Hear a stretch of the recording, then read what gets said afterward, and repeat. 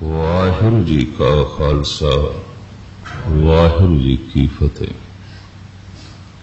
एक जानी पहचानी पंक्ति तो इस वक्त रात के विचार गुरबाणी विचार आप जी के सामने रखने की एक निमाणी कोशिश कर रहे हैं। पंक्ति सत्संगियों कंठ है। मैं आया दूरों चल के मैं तकी तो सरनाए जियो। जीवन यात्रा दे च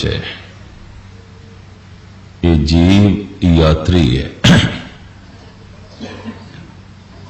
अगर वाकई असी यात्रा तो यात्री है तो यात्रा किसी थां तो आरंभ होती है, किसी थां ते संपूर्ण होती है।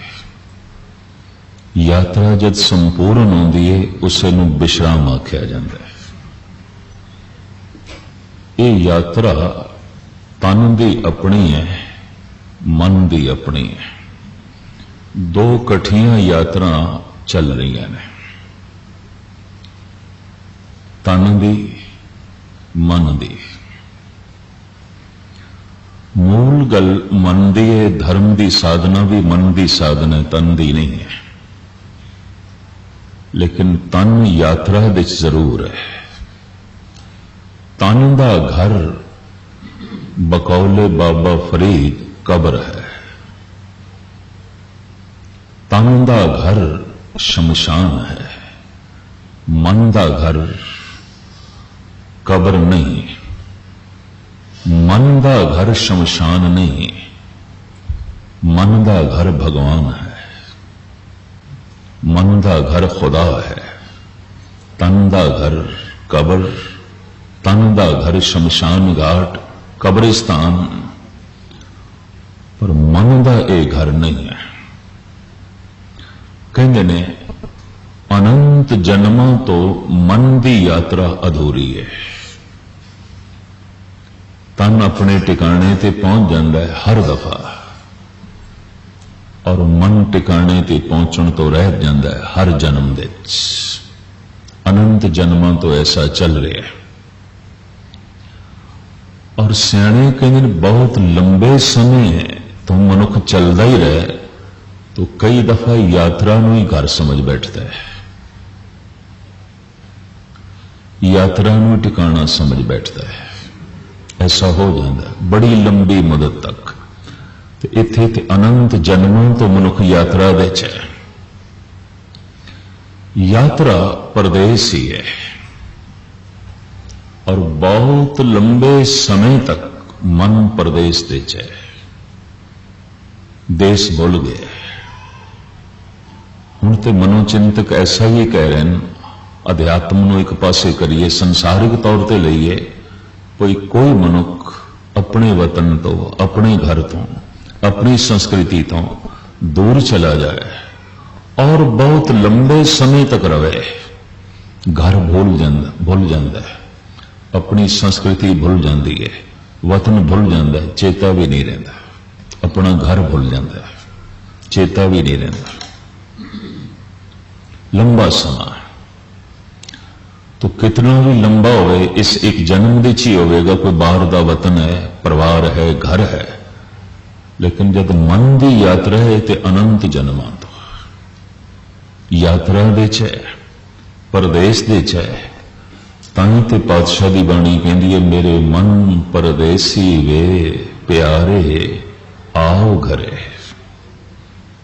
ऐ परदेसी मन परदेस नूं देश समझ बैठा है।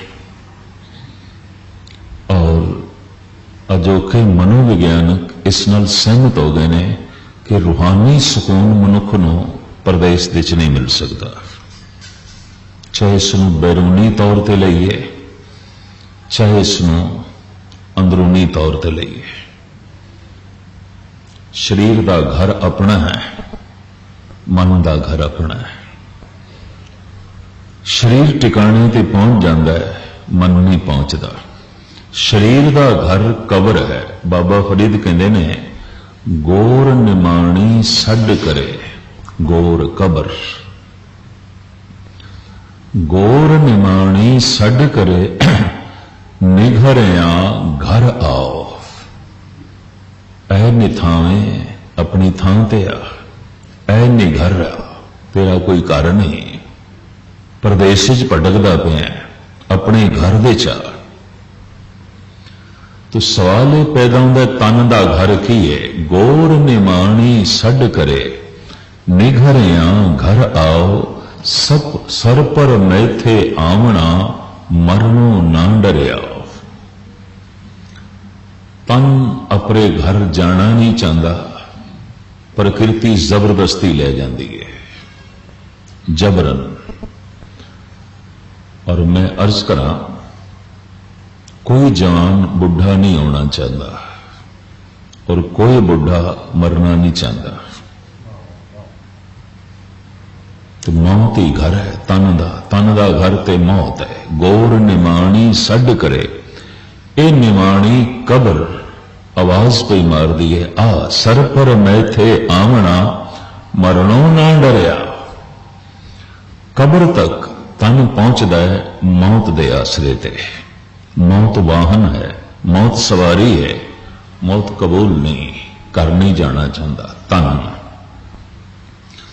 पर प्रकृति ले जाती है। परमात्मा दे बने हुए असूल, उदी बनाई हुई नियमावली तन नूं कब्रिस्तान तक ले जाती है, तन नूं शमशान घाट तक ले जाती है। मन भगवान दे घाट पहुंच सके, प्रकृति ने परमात्मा ने इस ढंग दे भी वसीले बनाए ने। अनंत काल तो उसने अवतारी पुरुष भेजे ने, और अनंत काल तो अपने बोल अपने वचन रब्बी कलाम जिन्हों जो अनाहद शब्द अध्यात्म कलाम कहते ने, वो जगत विच मौजूद ने, ताकि मनुख दा मन भी अपने घर पहुंच सके, जिवें तन घर विच पहुंच जाता है। तन कब्र तक रोंदे हुए ही पहुंचता है, तन कब्र तक हसदे हुए नहीं पहुंचता। तन शमशान तक रोंदा हुआ पहुंचता है, और जेड़े पुचाण जाते हैं वह भी रोंदे ने। तन दा ये घर है, मन दा ये घर नहीं है। मन नूं कब्र विच नहीं पाया जा सकता, मन नूं चिता विच नहीं जलाया जा सकता। मन ते आत्मा की उछली हुई अवस्था है। मन तू जोत स्वरूप है, अपना मूल पछाण। मन का घर भगवान है, गुरबाणी धक्के मार दिए। गुरु पीर पैगंबर आवाजा मार देन, मेरे मन परदेसी वे प्यारे आओ घरे। मन परदेसी जे थिए सब देश पर आया। ऐ मन कितना भी भटक ले, सब देश पर आया। धार्मिक दुनिया च आम प्रश्न है ना, मन टिकदा ही नहीं, ये उसका देश ही नहीं है। जिथे टिकाने की कोशिश करांगे ये नहीं टिकेगा। ये एक तरह की कहानी तो उकता जाएगा, ये एक तरह की संगीत की धुन तो भी उकता जाएगा, नहीं बैठ सकेगा। संगीत की एक धुन एक दफा सुनेगा, 2 दफा 3 दफा, मन उकता जाएगा, नहीं अगे चल। कोई संगीत की धुन भी मन का घर नहीं है, कोई कविता मन का घर नहीं है, कोई बाहर के मनोरंजन के साधन मन का घर नहीं है। जबकि इस सदी विच मन नूं परचाउण दे बड़े तरीके अपनाए गए ने, और जितना कोई संपन्न देश है मनोरंजन के उतने बड़े बड़े साधन, पर मन के लिए वो मनोरंजन के साधन सिर्फ 2 दिन का ही खिडौना होंदा है। तीसरे दिन मन उस खिडौने नूं तोड़ना चाहता है। जैसे एक मासूम बच्चा है, एक खिडौने नाल 2 दिन खेडेगा, 4 दिन 10 दिन बस तोड़ेगा, खुद ही तोड़ेगा, उगता गया है। मन दे भी ये खिडौने ने, तरह तरह के मनोरंजन के साधन। तो मैं अर्ज करा, मन बड़ा तिखा चलता है, इहदा वेग बड़ा तिखा है। और धार्मिक विद्वान कहते दुनिया च इतनी तिखी कोई भी चीज नहीं, सूरज की किरण भी इतनी तिखी नहीं। हवा आवाज भी इतनी तिखी नहीं जाती जितना तिखा मन। निमक माए चार कुंट फिर आवे, एक निमक एक सैकंड, और एक सैकंड विच समुचे ब्रह्मंड की यात्रा कर सकता है मन। इसका वेग बड़ा तिखा है, इसकी गति बड़ी तिखी है, और जो इतना तेज चलता पिया होवे उसके तल ते सब कुछ पुराना हो जाता है, कुछ भी नवा नहीं। मन का एक घर है नित नवा, जो परिपूर्ण परमात्मा है। साहिब मेरा नीत नवा, सदा सदा दातार, वो इसका घर है। सच पुराना ना थी। यकीनन जगत में इसका बोध नहीं है। आम विद्वान ते ही कहते सब कुछ पुराना हो जाता है, और कहते इस खैला दे थले, इस आसमान दे थले कुछ भी नवा नहीं। विद्वान इंज कहते हैं सब कुछ पुराना है, और सब कुछ पुनरुक्त हो चुका है कई दफा। इस खला दे थले कुछ भी नवा नहीं है, इस सूरज दे थले कुछ भी नवा नहीं है, इस आसमान दे थले कुछ भी नवा नहीं है।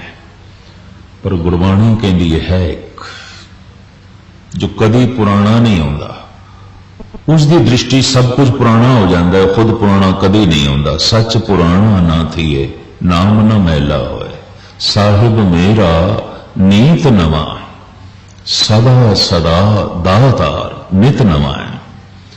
अनुभवी पुरुष समाधिलीन पुरुषों का यह अनुभव है कि एक सेकंड पहले जो रस आया, एक सेकंड बाद रस कुछ हो रहा है। एक दिन की गल मैं नहीं कह रहा कि आज जो रस आया है कल कुछ हो रहा है, परसों कुछ हो रहा है, फिर भी ये पुराना हो गया है। कम से कम एक दिन दे 4 पैर ने, ते 4 पैर तक वो एक ही रस सी, तो फिर भी पुराना हो गया है। कम से कम एक दिन के हिसाब नाल ते पुराना हो गया है।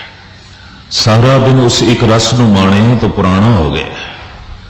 एक एक पल विच नवा है। साहिब मेरा नीत नवा, सदा सदा दातार, वो इसका घर है मन का, वो मन का टिकाना है। तो मैं अर्ज करा, तन का घर कब्र है, मन का घर खुदा है। तन का घर शमशान घाट है, मन का घर भगवान का घाट है। तन कब्र तक पहुंच सके प्रकृति ने नियम बना देते हैं। अगर एक बच्चा लख भी कोशिश करे मैं जवान नहीं होना, हो जाएगा। एक जवान लख भी कोशिश करे मैं बुढ़ा नहीं होना, हो जाएगा। और एक बुढ़ा लख कोशिश करे मैं कब्र तक नहीं पहुंचना, पहुंच जाएगा। लख कोशिश करे मैं शमशान तक नहीं पहुंचना, प्रकृति ने पहुंचा देना है, ईश्वरी नियम ने पहुंचा देना है। जिथे ईश्वरी नियम तन में शमशान तक पहुंचाती है, ईश्वर ने नियम बना रखे ने मन भी भगवान तक पहुंचे, टिकाने तक पहुंचे।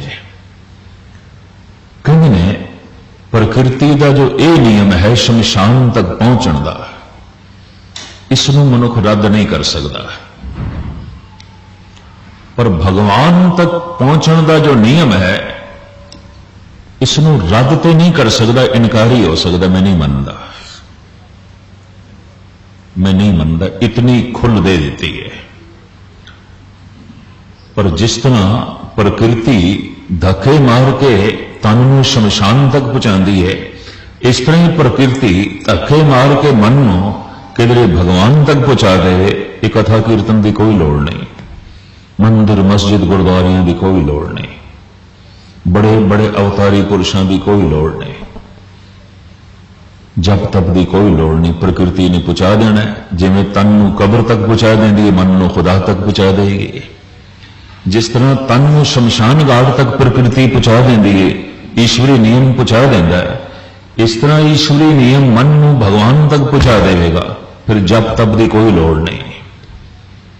नहीं, भगवान ने उत्थे एक नियम बना रखे है प्रभु की, ऐ मन हुण तेरी मर्जी है तो मेरे तक आना है कि नहीं। हमें परमात्मा आवाज मारदा है, तुम घर आओ मेरे नीत, तुमरे दोखी हर आप निवारे, अपदा भई व्यतीत। तो आते सही आवाज है, अजान जो मुल्ला मस्जिद के मुनारे ते खड़े होकर देंदा है,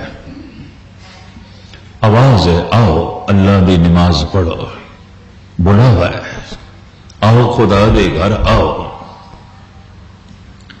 सतगुर दी बाणी ये परमात्मा का बुलावा, तुम घर आओ मेरे नीत, तुमरे दोखी हर आप निवारे, अपदा भई व्यतीत। कईयां नूं ते घर भुल गया,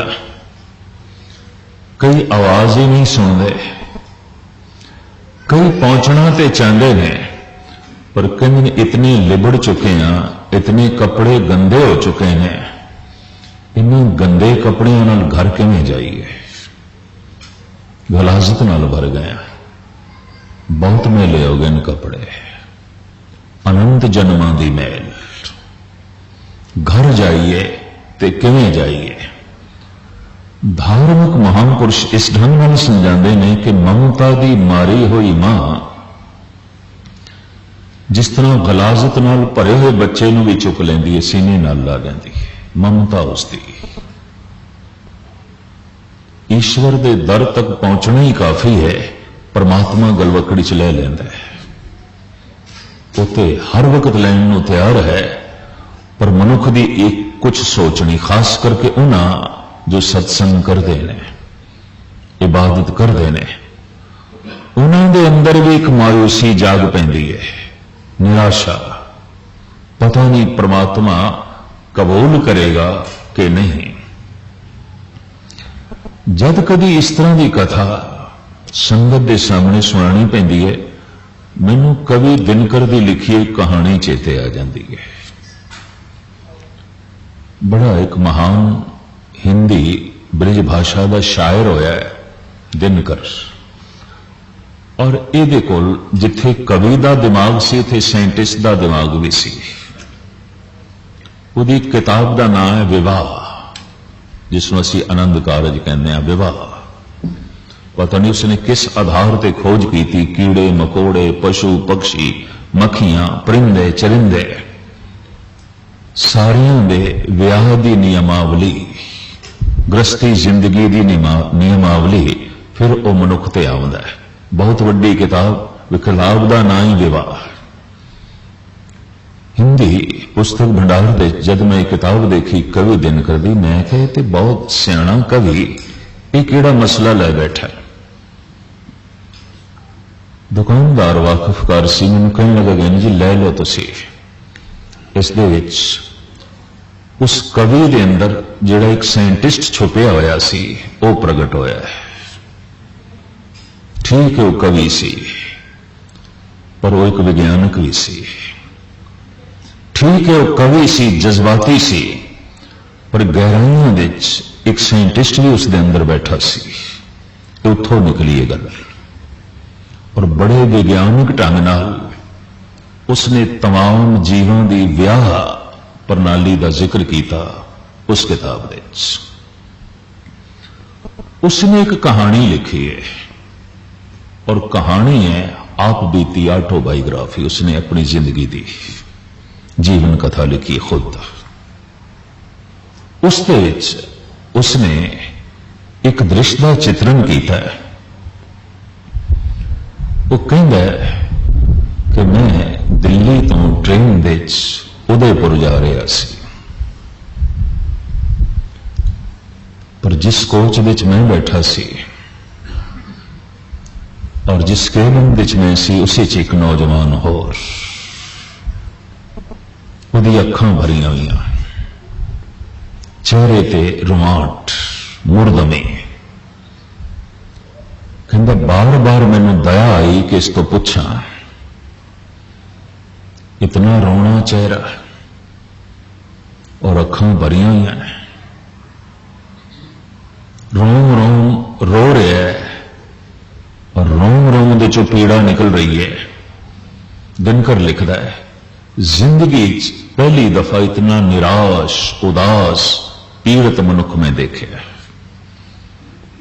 जिदे रोम रोम चो पीड़ा निकल रही हो, जिदे रोम रोम चो उदासी निकल रही सी, जिदे रोम रोम चो बेचैनी निकल रही सी। कहीं मैं अपने आप को जबत च नहीं रख सकिया। मैं पूछ बैठा नौजवान सी, गल की है, तुसी जा किथे रहे हो? घर जा रहे हैं, अपने घर जा रहे हैं। घर रोंदे हुए, इतने पीड़ित मन नाल, इतने दुखी, इतने बेजार आया, गल की है? और सारी मैनू दस, शायद मैं कोई मदद कर सका। दिन कर, शायद आपको पता होवे, इनू 4-5 दफा भारत सरकार ने मतलब गवर्नमेंट पंदल ते भी इसनू सन्मानित किया। सिर्फ इस दियां किताबां नू सामने रख के, इहदियां रचनावां नू सामने रख के। वाकई कुछ रचनावां ऐसियां ने आसमान तो भी अगे लंघदियां ने। सियाणा पुरुष दिनकर दे अखरी अर्थ ने सूरज, इन्हें अपना तखल्लुस सूरज रखिया होया सी। दिनकर जो दिन नू पैदा करता है, चानने नू पैदा करता है। उन्होंने कहने लगा शायद मैं तेरी इस पीड़ा नू कुछ वंडा सका। कि कहता मैं कवि हाँ, मैं इतनी गल समझदा कि अपनी पीड़ा दसन नाल भी मन का बोझ हल्का हो जाता। चलो मैं मदद ना कर सका, तू दस दे, मैं सुनने को तैयार हाँ। एक ईश्वर ने ऐसा भी नियम बना रखे है, अगर कोई हमदर्दी नाल सिर्फ सुन लवे, कुछ भी मदद ना करे, तो भी मन का बोझ हल्का हो जाता है, भार लै जाता है। तो मैनू दस, मैं सुनने को तैयार, और हो सके अगर मेरी समर्था च होया तो मैं कुछ मदद भी करांगा। दस गल की है? उस नौजवान ने अपनी आप बीती दसी, और कवि दिनकर दा लिखण दा ढंग भी बड़ा गजब दा। कहंदा है मेरी आप बीती पर बीती नाल टकरा गई। आप बीती पर बीती, क्योंकि कवि से उन्हें उत्थे भी फिक्रियां की जोड़ जोड़ी हुई है। उस नौजवान ने दसिया कि अज तो गालबन 6 साल पहले मैं उदयपुर के एक पिंड तो, जो उदयपुर तो उरे 11 मील की दूरी ते ये रेल उथों लंघ के उदयपुर जाती है, दिल्ली आया सी कुछ कामकार ते व्यापार की तलाश दे। मूड़ी गवा बैठा मैं, ते जुर्म हो गया मेरे को। मैं कानून तोड़ बैठा, मेरे को बहुत वड्डी भुल हो गई, और मैं कानून की गिरफ्त दे आ गया, पकड़ दे आ गया। मैनू 7 साल की सजा हुई, जिस दे गवर्नमेंट ने 1 साल मेरी शराफत, मेरी हलेनी और जेल का जो मेरा आचरण से उन्होंने देख के 1 साल माफ की थी। 6 साल बाद मैनू छड्डिया। कहते इन्हें 6 सालों के दौरान मैं ये देखा कि कैदियों के संबंधी मिलन लई आते सन। किसी नूं किसी के मां बाप, किसी नूं भैन भरा, किसी नूं पत्नी, किसी नूं बच्चे। इस 6 साल के दौरान मैनू कोई मिलन लई नहीं आया।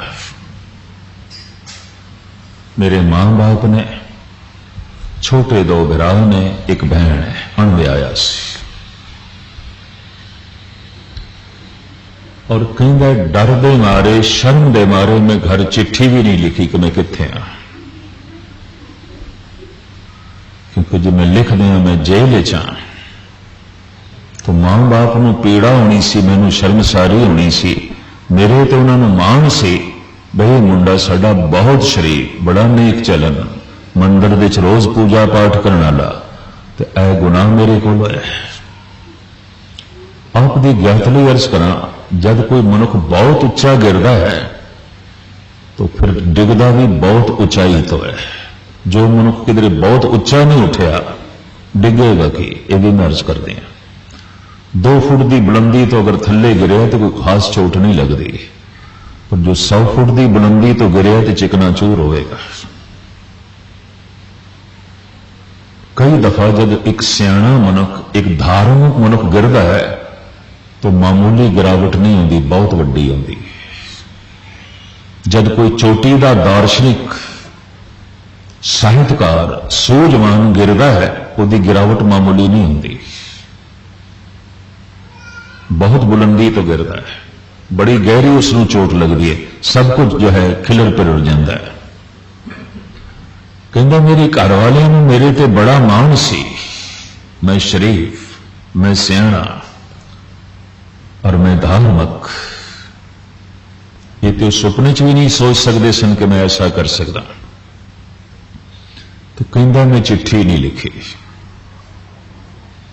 कहता जेलों छुट्टियां इतला की है, चिट्ठी भी भेजी है, मैं फलानी ट्रेन ते आ रहे हैं, फलाने वक्त पहुंचागा। रो इस वास्ते रहा कि वो कबूल करेगा कि नहीं, मां कबूल करेगी कि नहीं,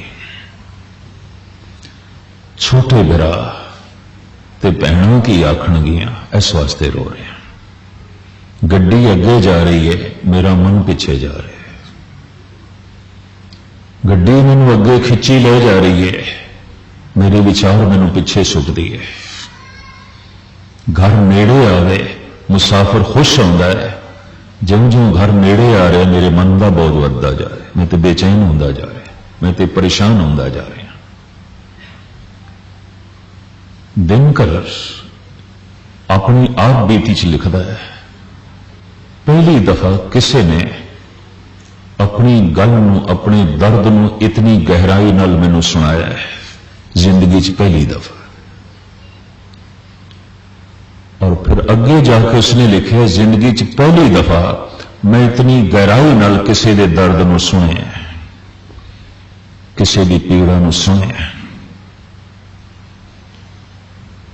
फिर वो नौजवान बोलिया कि मैं जो इतला की है वो ये कि ट्रेन साडे घर दे कोलों लंघदी, रेलवे लाइन साडे घर दे कोल है। मैं इतला की अगर वाकई मैं थानू कबूल हाँ तो घर दे च जिहड़ा पिपल का दरख्त है उहदे उत्ते एक सफेद रंग की टाकी बन देनी कपड़े की, ताकि मैं समझांगा तुसीं मैनू कबूल कर लिया और मैं आराम नाल उतर के घर आ जावांगा। जे ना होई तो मैं समझांगा तुसीं मैनू प्रवान नहीं करते, तुसीं मैनू गुनाहगार समझते हो, तुसीं मैनू पापी समझते हो, तुसीं मैनू दुष्ट समझते हो और थोड़ा एतबार नहीं रहा। दिनकर अपनी सोचनी च पै गए, अपनी आप बीती च लिखता है, क्या वाकई ऐसा हो सकेगा कि जितना वड्डा इसने गुनाह किया है तो सजा हो गई है और इतनी मुद्दत तक घर इतला नहीं की थी, क्या वाकई घर वाले पिपल नाल सफेद रंग की टाकी बनणगे? कहते ने दोपहर बाद घर नेड़े आ रहे हैं, इस नौजवान की बेचैनी बढ़ती जा रही है और इसने अपना सिर बारी तो बाहर कढ़िया आया वेखण लई। दिनकर कहते मैं भी उसी तरीके नाल इसके कोल बैठा देखण लई कि वाकई इसके घर विच इसका स्वागत है कि नहीं, खुश आमदेद है कि नहीं। ये सारे घर वाले खुश आमदेद कहने को तैयार नहीं कि नहीं। पर कहते जब घर नेड़े आया है तो दिनकर कहने मेरी भी चीख निकल गई, सारा पिपल सफेद टाकियां नाल भरिया होया सी, जितनियां शाखां सन उतने ही कपड़े जो है उहदे नाल बन्ने हुए।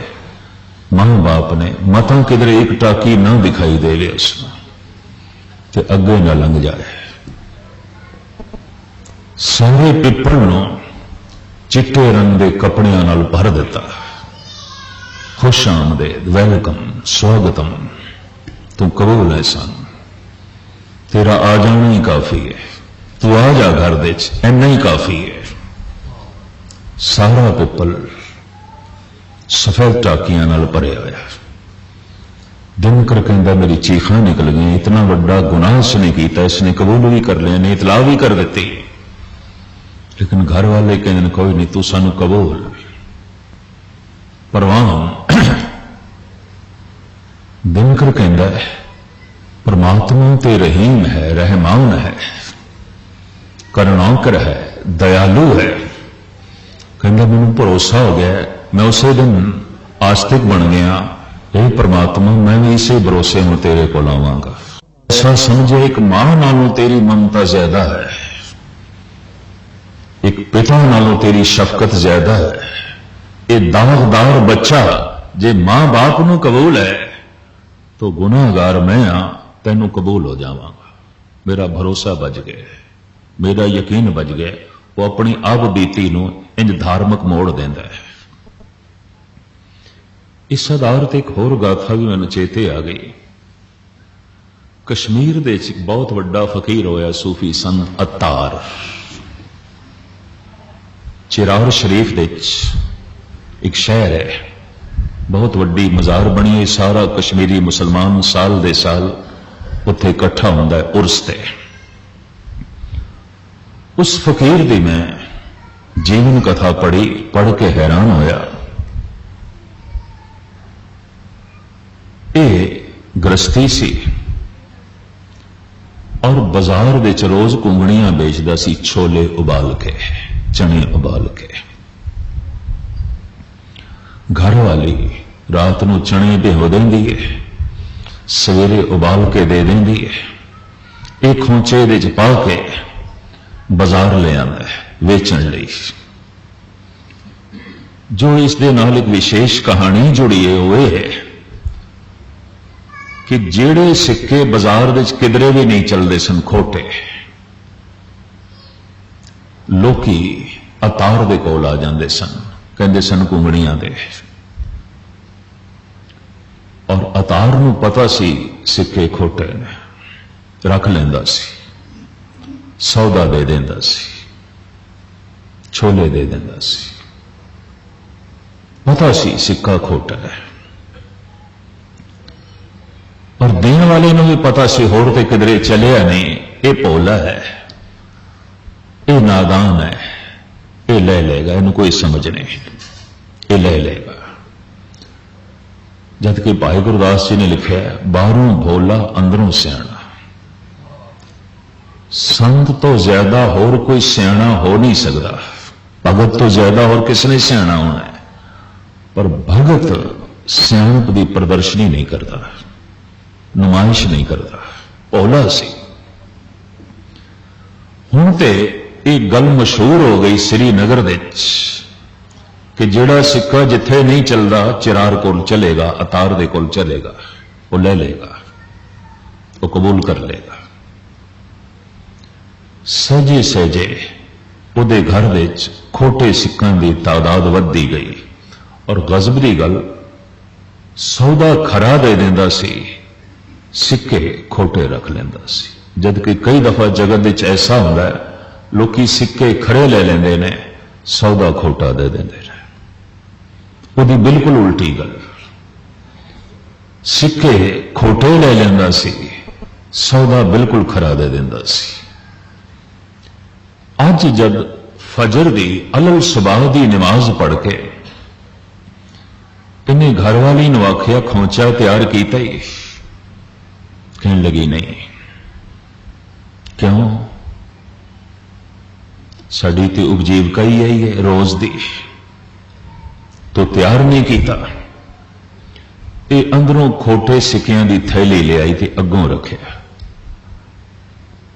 आखिया मैं कल सारे बाजार घूमी हाँ चने लैण वास्ते, मसाले लैण वास्ते, मैनू किसी ने नहीं दिते, कहने खोटे, किसी ने कबूल नहीं किए। कईयों ने मैं तरले लैने, सवेरे खोचा नहीं तैयार हो सकेगा, पर किसी ने ये सिक्के कबूल नहीं किए और तुसी रोज एक खोटे सिक्के लेंदे रहे। और अज खोटे सिक्कियां तो इलावा साडे कोल कुछ भी नहीं है और मैं खोचा तैयार नहीं कर सकी। उत्थे उस फकीर की दुआ लिखी हुई है जिसने मैं 3-4 दफा बार बार पढ़िया। ये फकीर खड़ा हो गया, खोटे सिक्कियां की थैली अपने हाथ च रखता है, दुआ करता है, ऐ खुदा मेरे को जद भी खोटा सिक्का आया मैं वापस नहीं किया, मैं कबूल किया, मैं प्रवान किया, सिर्फ इस आस ते कि मैं भी एक खोटा सिक्का जिस दिन तेरे को आवां तू कबूल कर ले, प्रवान कर ले। ये खोटे सिक्के जमा मेरे सफल हो जाएंगे जिस दिन मैं खोटे नूं तू कबूल कर लवेगा, प्रवान कर लवेगा। यकीन जाओ धन गुरु अर्जन देव जी महाराज कहते तू आ ते सही, तेरी सारी मैल उसने धो देनी है। तू आ ते सही, तेन उसने गलवकड़ी च ले लेना है।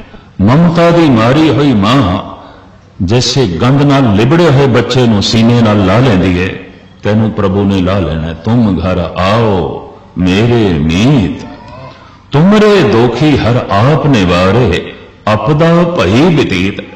कई दफा खिडौणियां की खेड दे च बच्चा ऐसा लीन होता है, मां की आवाज नहीं सुनता, प्यो का बुलावा नहीं सुनता, प्यो आवाज पे मारदा आ बैठ के भोजन छक ले। मां आवाज मारदी है खेडदे खेडदे तेरे कपड़े गंदे होए, आ मैं बदल दिया, खेड च लीन। आवाज़ों मारते रह जाते ने गुरु नानक, गुरु गोबिंद सिंह, कबीर, नामदेव, दुनिया के चोटी के रहबरी पुरुष श्री राम कृष्ण, हर कोने पैदा हुए अवतारी पुरुष आवाजा मारते ही रह गए। दुनिया खेडा च ऐसी लीन और खिडौने ही ने। फर्क सिर्फ इतना है, एक छोटा मासूम छोटी साइकिल नाल खेड रहा है, वड्डा वड्डी नाल। एक छोटा मासूम छोटे खिडौणियां नाल खेड रहा है, एक वड्डा वड्डे नाल। एक छोटा मासूम बच्ची बच्चे गुड्डी गड्डियां दे खेड दे लीन ने, वड्डियां दी जरा गुड्डियां वड्डियां हो गई और कुछ नहीं। छोटियां दे खिडौने छोटे, वड्डियां दे जरा खिडौने वड्डे। और इन्हां वड्डियां नूं जो वड्डे खिडौणियां दे खेडण च ऐसे लीन आवाज मार रहे ने, धन गुरु अर्जन देव जी महाराज, तुम घर आओ मेरे मीत, तुमरे दोखी हर आप निवारे, अपदा भाई। दुख कहते पाप नो, तो ये चिंता ही छड़ के मैं पापी हाँ, ये प्रभु ने आप दूर करना है। और कवि दिनकर कहता मेरे जैसा नास्तिक बंदा एक दुनियावी घटना तो आस्तिक हो गया है। तू कबूल है मां बाप नो, जबकि तू इतना वड्डा गुनाह कीता है, मैं क्यों नहीं कबूल होवांगा परमात्मा नो, मैं इस तरह का कोई गुनाह भी नहीं कीता। दिनकर भरोसा बच गया, उदी ममता बहुत वड्डी, उदी दया बहुत वड्डी। उन्होंने करना कर आख्या, करना दा सागर आख्या। दुख न देखत हैं पर देत न हारे। वो ऐसा है गुनाह नूं वेखदा भी है पर अपना हाथ खिंचदा नहीं। गुनाह नूं वेख के भी कोई अपना हाथ ना खिंचे तो कहते ने इहदा सुभाव ते खुदा वर्गा हो गया, परमात्मा वर्गा हो गया। हाफिज ने भी इस संबंध एक बड़ी सोहनी रवाई लिखी, उसका एक छोटा जिहा फिक्रा मैं थोड़े सामने रखा। वो कहता है सद सालाबा इम्तिहान गुनाह ख्वाहम करद। ऐ खुदा जे किधरे तू मैनू 100 साल जिंदा रखिया, गुनाह करांगा, पाप करांगा, जान बुझ के करांगा, भावें मैनू पता है गुनाह बोझ है, गुनाह पीड़ा है, गुनाह दर्द है, गुनाह अंधकार है। पर ऐ खुदा, मैं फैसला किया करांगा, अगर तू मैनू 100 साल तक जिंदा रखिया। जदों इसने बोल लिखे सन उदों 40 वरियां दा सी। और कहंदा है खुदा, जे तू मैनू 100 साल तक जिंदा रखिया ते बाकी दे 60 साल गुनाहां च बतीत करांगा। 60 साल बा इम्तिहान गुनाह ख्वाहम कर ता जुर्म मन अस्त बेश या रहमत तो। फिर मैं एक तराजू दे पलड़े विच अपने 100 साल दे गुनाह रखांगा, दूजे पलड़े विच तेरी एक पल दी रहमत रखांगा, तेरी एक पल दी बख्शिश, तेरी एक पल दी रहमत। फिर मैं तोलांगा, मेरे 100 साल दे गुनाह ज्यादा ने कि तेरी एक पल दी रहमत ज्यादा है। ये फकीर कहंदा मैनू दिस रहा है तेरी एक पल दी रहमत इतनी ज्यादा है, इतनी ज्यादा है, मेरे 100 साल दे गुनाह कुछ भी नहीं ने, कुछ भी नहीं ने। इन डॉक्टर मोहम्मद इकबाल अपने ढंग नाल बयान करता है, कृष्मा रहमते शाह का, रहमते शाह रहमत दा बादशाह, दया दा बादशाह, करुणा दा सागर। करिश्मा रहमते शाह का जब देखा हशर ने, चीख उठा हर बेगुनाह मैं भी गुनाहगारों में हूं। उस बख्शिंद की जब बख्शिश देखी किन्हां ने, बेगुनाह बंदियां ने, बेकसूर बंदियां ने, पवित्र बंदियां ने, पुनीत मनुखा ने उदी बख्शिश जब देखी। करिश्मा रहमते शाह का जब देखा हशर ने, चीख उठा हर बेगुनाह मैं भी गुनाहगारों में। अरे प्रभु, सानू पता ही नहीं सी तू अपने बूहे खोल के ही रखे ने, कभी बंद ही नहीं करता। जैंदर आवत जाते हो हटके ना ही कोय, सोदर कैसा छोड़िए जोदर ऐसा होए। मनुख की जितनी शक्ति वधी जाएगी, ताकत वधी जाएगी, बूहे उतने बंद होंदे जाएंगे। आम मनुख का उत्थे पहुंचना औखा हो जाएगा। बगौर मुताला करके देखो, जब मनुख की शक्ति वध जाए, ताकत वध जाए, समर्था वध जाए, अर्थव्यवस्था वध जाए, बूहे बंद रहेंगे। हर मनुख की आवाजाही नहीं हो सकती, खतरा वध जाता है। कबीर कहते ने सर्व शक्तिमान और सर्व गुण संपूर्ण, सर्व अर्थव्यवस्था का मालक, उदा दरवाजा कदी नहीं बंद होता, खुला ही है। जै दर आवत जात हो अटके ना ही कोई, और उत्थे कोई दरबान भी नहीं के रोके भी तू अंदर नहीं जा सकता। एक बूहा सदा खुला, एक कोई हटकदा ही नहीं, उत्थे रोकदा ही नहीं। जै दर आवत जाते हो अटके ना ही कोई, सोदर कैसा छोड़िए जोदर ऐसा होए। ऐसा जिहड़ा दर होवे जिथे कोई रोके भी ना, ते बूहा भी सदा खुला होवे, ते बूहा भी उसदा होवे जो सर्व शक्तिमान, सर्वगुण संपूर्ण, रोशनी का खजाना, गुणों का सागर, आनंद का कृष्णा, आनंद का सूरज। बूहा हर वक्त खुला होवे ते फिर भी कोई उस बूहे च दाखिल ना होवे, फिर भी कोई उत्थे पहुंचे ना। चारों पासे कुरान पुराण, वक़्त दे अवतारी पुरुष गुरु ग्रंथ साहब जी महाराज की बाणी आवाज मार रही है, मेरे मन परदेसी वे प्यारे आओ घरे। मन परदेसी जे थिए सब देश पर आए। आम बंदा जब कह दे मेरा मन नहीं टिक रहा, तो तू परदेश देचे, तेरा मन परदेश देचे। जिस दिन देश आएगा टिक जाएगा। तो मैं अर्ज करा, तन दा घर है कब्र, मन दा घर है खुदा। तन दा घर है शमशान घाट, मन का घर है भगवान का घाट। प्रकृति ने अपने नियम बना रखे ने कि तन शमशान तक पहुंचे। नियम धक्के मारते हैं, भावें मनुख नियम की तोड़न की कोशिश करता है, लखों कोशिश करता है। एक वसीला नहीं, हजारां वसीले जुटांदा है भी किसी तरीके नाल शमशान तक ते ना पहुंचिए। वैद जाने हो ही भला दारू मेरे वस, ए तो बस्त गोपाल की जै भावे ले खस, मैं अपनी दवाई औषधि दे आसरे ते हुण रोकना है। हुण तो बहुत वड्डी सारी दुनिया च आवाज उठ गई है कि कई मनुख वाकई मर चुके ने, एवं ऑक्सीजन के आसरे ते लटकाए हुए ने। ये तो मुर्दा ने, जिथे चेतना कोई कम नहीं कर रही, जिथे सोचनी कोई कम नहीं कर रही, जिथे चिंतन कोई कम कर नहीं कर रहा। 10-10, 15-15 साल के मंजे ते बैठे ने। ये विज्ञान इन्हां नाल जुल्म कर रहे, ये प्रकृति के नियम नाल खिलवाड़ है और उसकी यात्रा नूं होर लंबा किया जा रहा है। ये उन्हां ते जुल्म है, जान दो। जब कुदरत ने धक्का मार दिता है, जीण जोगा नहीं रहने दिता, तो ऑक्सीजन के आसे ते 10-15 सालों में लटकाई रखो, 5-5, 10-10 साल लटकाई रखो। यकीन जानो 4 दिन मनुख लेटिया रहे, जीवदा जागदा तंदुरुस्त बंदा उठे ना, 5वें दिन उसका अंग अंग टुटेगा, खड़ा होना औखा हो जाएगा, कमर दुखेगी, अंग अंग पीड़ित होगा, क्योंकि जरूरत तो ज्यादा सौ गए, जरूरत तो ज्यादा लेटे। प्रभु ने नियम बना रखे ने सब चीज दे, अपने विधान बना रखे ने, जैसे खान पीन दे अपने नियम ने, सौन का भी एक अपना नियम है। तो जिहड़ा 13-14 साल तो पे मंजे ते, की रह गया उन्हें तत्त, की रह गया उन्हें आजाद उसके काम करने जोगा, तो फिर उसनूं जो है जिंदा रखना।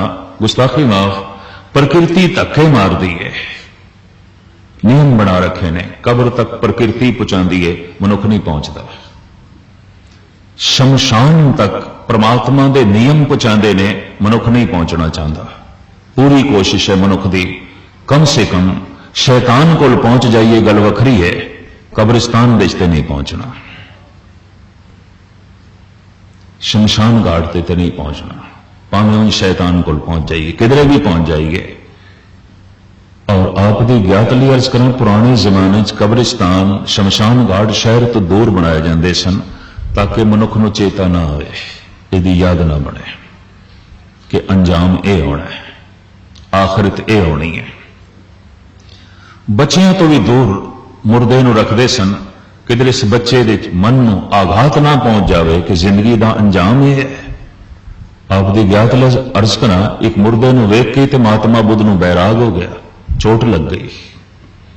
एहसास का मादा बहुत ज्यादा सी, एक मुर्दे नूं वेख के, एक लाश नूं वेख के चोट लग गई बहुत वड्डी। और आपकी ज्ञात ली अर्ज करा, कबीर ने भी इसे ढंग नाल प्रेरणा लई है। ये रोज शमशान घाट ते ही चला जाता सी। आखिर एक दिन मां ने औखा होके कह दिता, शमशान ते हो जाते ने जिन्हों का कोई साक शरीक संबंधी चलाना कर जाता है, तो लोग पहुंचते हैं, तू रोज उत्थे पहुंच जाता है। ये चंगा नहीं लगता, इस समाजिक तल ते भी चंगा नहीं, आर्थिक तल ते भी चंगा नहीं। तू अपना कामकार छड़ के चला जाता है और बहुत कीमती समा तू उत्थे शमशान घाट विच बतीत करता है। कबीर कहते मां, उत्थे बहुत सारे हीरे मोती बिखरे पे आते हैं, लोगों को चुनन की जांच नहीं आती, आपां इकट्ठे करके ले आउंदे हैं। मां ने ताना मारे भगत माल के कथन अनुसार, घर की मुफलिसी ते मिटी नहीं, 2 वक्त ढंग का खाना नसीब नहीं, तू हीरे मोती चुनन जाना। हाँ, मैं चुनन जाना और मैं रोज पोटली भर के ले आना। रमजी गल्लां दा मां नूं पता सी, ये रमजी गल्लां करदा मेरी पहुंच तो परे, मेरी सोच तो परे। और वाकई किधरे मां की समझ दे ये गल्लां आ गई आउंदियां, तो मां ये कतई ना कहती, सात सूत इन मुंडिया खोए, ये मुंडिया क्यों ना मोयो, ये ते मर जांदा जमदे चंगा सी। कबीर दी मां ये बोल रहे। चलो कोई मां कितनी भी कठोर हो जाए, अपने बच्चे लिए ये नहीं मंगेगी। तो कबीर तो इतनी बेजार हुई है, कबीर तो इतनी दुखी हुई है, कबीर की रमजी गल्लां नाल इतनी असहमत हुई है, कहती है मर जांदा जमदे ठीक सी। ये तो बोझ बन के रह गया, ये तो साडे लिए परेशानी का बायस बन के रह गया। एक दिन इसने पीछा किया, देखिए तो सही केरे मोती चुनदा उत्थे। ज्यों मां पहुंची है, कबीर सतनाम दी धुनी विच लीन सी ते आप दी ज्ञात लई अर्ज करा कि कबीर पंथियों नूं भारत दे सतनामी कहंदे ने। सतनाम कबीर पंथियों का गुरमंत्र है और एक अंदाजे के मुताबिक नागपुर तो लैके बिलासपुर तक ये 1 करोड़ के करीब रहिंदे ने। इन्होंने 2-3 अपने गुरुद्वारे भी बनाए ने। हुण महज इस वास्ते कि सतनामियां नूं उत्थे स्वर्ण जाति के हिंदू शूदर कहते हैं, शूदर, और मेल जोल नहीं रखते, अछूत ने, छाया भी नहीं लेनी, ये शूदर ने, जुलाहे, जुलाहियां उत्थे सतनामी कहते हैं, कपड़ा बुनने वाले। ये कबीर पंथी ने, तो कबीर पंथियों सतनामी कहते हैं। कबीर पंथियों के जिहड़े मंदिर सन उहदे बाहर भी सतनाम लिखिया हुंदा है। इन्हां विचों कुछ एक सिंह सजे ने। महज इस वास्ते कि हुण सानू कोई शूदर ना आखे, असी शूदर नहीं, असी सिंह हाँ, असी गुरु नानक गुरु गोबिंद सिंह जी के सिंह हाँ, और उस महापुरुष के सिंह हाँ जिसने अपने सीने विच कबीर नूं थां दित्ती है। जिथे सारा देश कबीर नूं शूदर कहंदा सी, गुरु अर्जन देव जी ने अपने सीने थां दित्ती है, गुरु नानक ने अपने सीने थां दित्ती है, और असी सजदा करते हैं, मत्था टेकते हैं। ये उत्थे सतनाम की धुनी विच लीन। मां ने आके कहा, पुत्र तू तो मैनू ये आखिया सी मैं हीरे मोती रोज चुन के लिया, पोटली भर के लिया, मुर्गे ही जलते पे ने, तू सतनाम सतनाम कर रहे हैं, और तो मैनू इत्थे कुछ नहीं दिखाई देता। एक बनारसी ऐसा शहर है हिंदुस्तान का जिथे 24 घंटे 8-10 लाशां जलदियां रहिंदियां हर वक्त। कारण सनातन मत विच ऐसा विश्वास है कि जिहड़ा बनारस दे जाके मरेगा उन्होंने शिवपुरी नसीब होगी, सीधा स्वर्ग विच जाएगा। तो कानपुर, इलाहाबाद, लखनऊ, परों दूर दूर मुगल सराय और आले दुआले इटावा, एटा, जो 100-200 मील की दूरी ते शहर ने, जिहड़े संपन्न घराने के बंदे चलाना कर जाते हैं, वो उत्थे ही मुरदे जाते हैं। लाइन लगी होंदी है मणिकणका घाट दे उत्ते, 8-8, 10-10 हर वक्त जलते रहते हैं, और पिछे मुर्दियों की लाइन लगी रहती, 24 घंटे जलते रहते हैं, और 4-4 घंटे की ड्यूटी उत्थे जलाने वाले दी उन्होंने इस ढंग की सेवा उत्थे वंडी हुई है। एक कबीर उत्थे बैठता सी मणिकणका घाट ते। मां ने डांटदे होया कहे थे तो मुर्दे जल रहे हैं, और तू सतनाम सतनाम कह रहे हैं, होर तो कुछ भी नहीं। कबीर कहते ने मेरा सतनाम सतनाम कहना तेनू हीरियां तो घट जापदा है, पर मां भी आखिर कबीर दी सी, तू घर दे भी कर सकना, इत्थे आने की की लोड़ है, इत्थे शमशान ते बैठने की की लोड़ है, घर दे भी कर सकता है। कबीर कहते नहीं मां, घर दे मैनू अपना जीवन चेते आउंदा है, और जितना जीवन चेते आउंदा उतना संसार चेते आउंदा है। इत्थे मैनू अपनी मौत चेते आउंदी है, और जितनी मौत चेते आउंदी है निरंकार चेते आउंदा है। मैं इस वास्ते आउंदा, घर विच नहीं कह सकता मैं। इत्थे तेनू निरंकार चेते आउंदा है, तेनू मौत दिखाई देंदी है। हाँ, ये जलदे मुर्दे कोई होर नहीं जल रहे, मैनू इंज दिसदा है जिवें मैं ही जल रहा, और मैं अपने आप को समझांगा। कहत कबीर सुनो मन मेरे, यही हवाल होएंगे तेरे।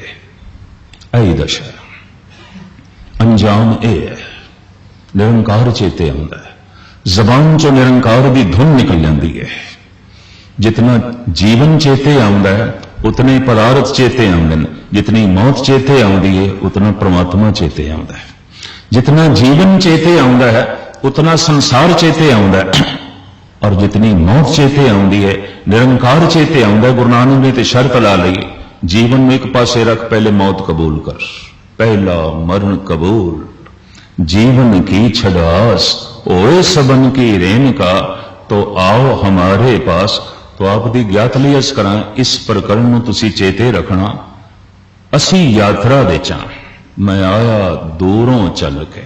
तो यात्रा किसी थां तो आरंभ होती है, किसी थां संपूर्ण होती है। कित्थों ये साडी जीवन यात्रा आरंभ हुई सी, गुरबाणी के दर्पण विचों वेखण की कोशिश करांगे। कित्थों असी चले हैं और कदों चले हैं, किस वक्त चले हैं, कदों चले हैं, किवें चले हैं और किहड़े किहड़े पड़ावां चों लंघ के इत्थे तक पहुंचे हैं। और जिथे तक पहुंचे हैं यह भी पड़ाव है, मंजिल नहीं। मंजिल ते भगवान का घाट है, ईश्वर का घाट है। ये पड़ाव यात्रा की आरंभता गुरबाणी की रोशनी कल शाम के दीवान मैं थोड़े सामने रखांगे। सतगुरु रहमत करन, बख्शिश करन। इस प्रकरण नूं सुनदिआं काल चेते आवे ताकि अकाल चेते आवे, अंत चेते आवे ताकि बेअंत चेते आवे, मौत चेते आवे ताकि निरंकार चेते आवे, ईश्वर चेते आवे। आम जगत विच कोशिश है भुलाओ मौत नूं, धर्म की कोशिश है याद करो मौत नूं। आम जगत के साधन इस वास्ते ने भुलाओ अपने काल नूं, कथा कीर्तन इस वास्ते है याद करो अपने काल नूं, क्योंकि काल अकाल दे नेड़े है, अपना अंत बेअंत दे नेड़े है। और जिसनों काल भुल गया है उन्होंने अकाल भी भुल जाएगा, जिन्हों अपना अंत भुल गया है उसनों बेअंत भी भुल जाएगा। इस वास्ते गुरु नानक ने यह शर्त ला दी, तां तू मेरे को ला पहला मरण कबूल, जीवन की छड़ास ओए सबन की रेन का, तो आओ हमारे पास। बाकी विचारां कल पुल चुक दी क्षमा। वाहिगुरू जी का खालसा, वाहिगुरू जी की